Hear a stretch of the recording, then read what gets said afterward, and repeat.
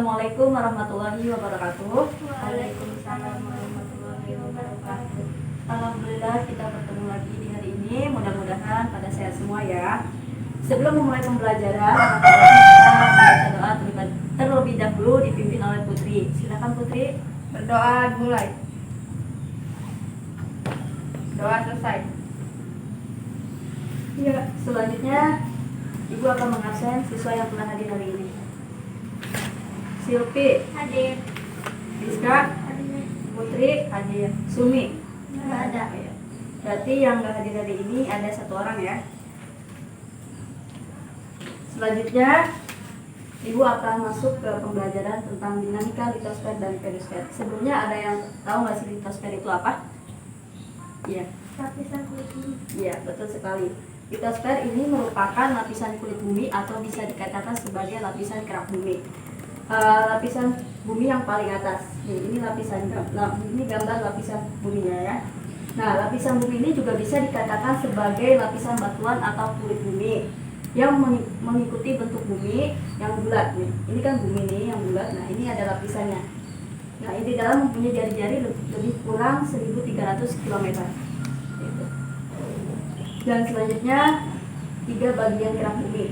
Jadi litosfer ini memiliki 3 bagian. Yang pertama bagian atas yang disebut juga lapisan sial, dan bagian tengah ini juga disebut sebagai lapisan sima, dan bagian bawah disebut sebagai lapisan mantel. Nah, bagian atas dan bagian tengah ini disebut sial karena sebagian besarnya terdiri dari zat-zat silium atau aluminium. Dan di bagian atas atau di bagian sel ini biasanya terdiri dari batuan granit, ya, batuan granit, batuan andesit, dan batuan sedimen. Kalau untuk di bagian tengah itu biasanya terdiri dari batuan basal, dan dia terdiri dari zat-zat silium dan magnesium. Sedangkan untuk bagian mantel itu terdiri dari batuan-batuan yang sudah membeku. Salah satunya disebut batuan beku, batuan granit. Nah, ini salah satunya. Salah satunya yaitu klasifikasi batuan. Batuan beku ini merupakan batuan yang terbentuk dari magma pijar yang membeku dan menjadi padat karena proses pendinginan. Nah, contoh gambar dari batuan beku ini seperti granit, gabbro, basalt, obsidian, dan batu apung. Granit ini bisa dimanfaatkan sebagai dinding atau sebagai lantai rumah ya. Ini untuk batuan granit, dan harganya juga disesuaikan. Selanjutnya itu batuan sedimen. Nah, batuan sedimen ini merupakan batuan berlapis hasil proses pengendapan berbagai partikel. Yang telah dibahas bahwa batuan beku ini akibat dari proses pendinginan, sedangkan batuan sedimen ini akibat dari proses pengendapan. Nah, ini merupakan salah satu contoh gambar batuan sedimen, di mana ada konglomerat dan sandstone. Tentu saja ini bisa dimanfaatkan sebagai salah satu media kerajinan ya, kerajinan seperti pembuat tadi yang saya sudah bilang, Ibu bilang, pembuatan lantai ataupun dinding juga bisa dimanfaatkan dengan batuan sedimen ini. Dan yang selanjutnya ini batuan metamorf. Batuan metamorf ini disebut juga batuan malihan. Batuan yang berasal dari batuan beku atau batuan sedimen. Jadi disatu padukan antara tadi batuan beku, dan kalau batuan beku ini dari proses pendinginan, sedangkan batuan beku itu dari proses pengendapan, ya kan? Jadi disatu padukan menjadi batuan metamorf. Nah, batuan metamorf ini mengalami perubahan secara fisik dan kimiawi akibat adanya panas dan tekanan tinggi. Ini salah satu contoh dari batuan metamorf. Yang pertama itu ada marmer, kuarsa, sabak, dan jenis. Sebelumnya udah pernah melihat batuan ini? Belum ya? Biasanya bisa dimanfaatkan untuk seperti ya lantai juga bisa, batuan marmer. Nah, selanjutnya kita masuk ke pedosfer. Pedosfer ini merupakan proses pembentukan tanah, atau juga bisa dikatakan sebagai ilmu yang mempelajari proses-proses pembentukan tanah, lapisannya, faktor pembentukannya, dan klasifikasi tanahnya. Jadi tanah itu ada klasifikasinya.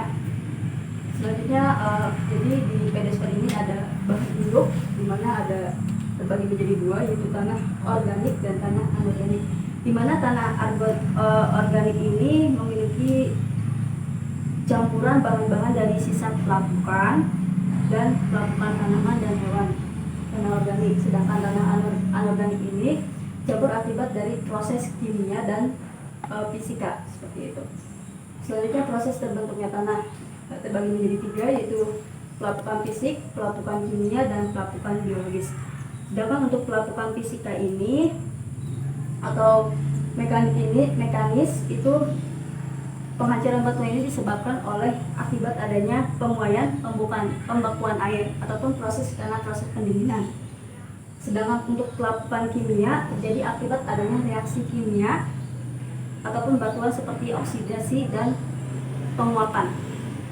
Sedangkan untuk pelapukan biologis ini terjadi akibat proses pelapukan kimia dan kimiawi. Jadi disatu padukan akibat dari pelapukan fisik dan pelapukan kimia. Gitu. Nah, ini merupakan jenis-jenis tanah di Indonesia, di mana tanah aluvial ini berada di dekat aliran sungai, biasanya terdapat di Pulau Jawa, di antara di Pulau Jawa. Sedangkan tanah latosol ini cirinya ini berada di dataran tinggi dan di dataran rendah seperti di daerah Bogor. Nah, berarti jenis tanah yang saat ini kita tempati ini jenis tanahnya itu tanah latosol.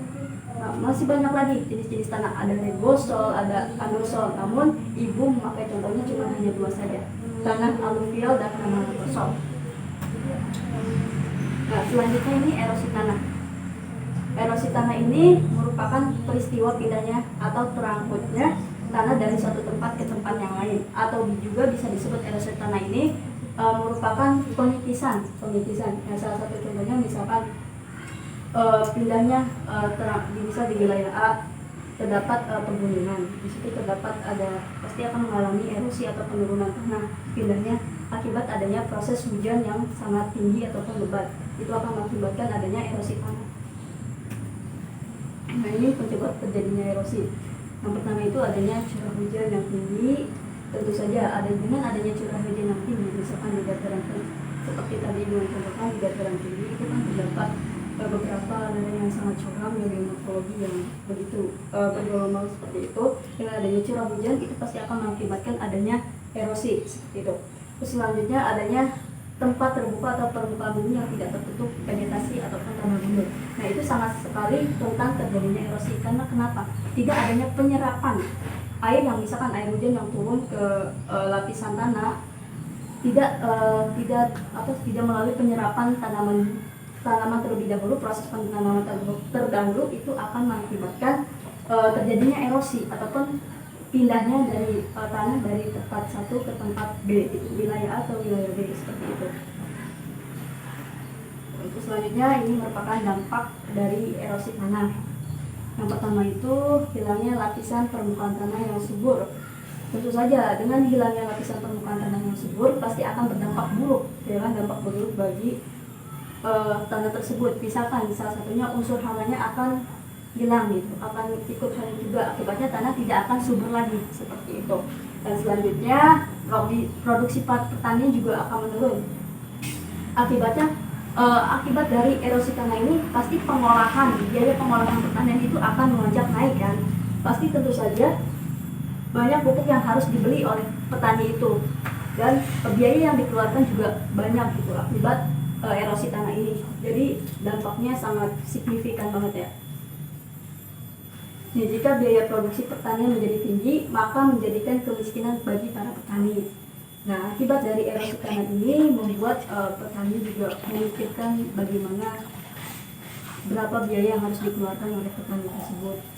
Seperti itu. Dan selanjutnya, karena lahan garapannya sudah tidak subur, maka petani akan membuka hutan untuk dijadikan sebagai lahan garapan baru. Nah, jadi misalkan dampak dari timbukan ini, misalkan kami yang di wilayah A sudah tidak berfungsi lagi, otomatis para petani pindah ke tanah yang sebelahnya gitu. Pasti itu akan mengakibatkan terus dan menerus erosi tanah seperti itu.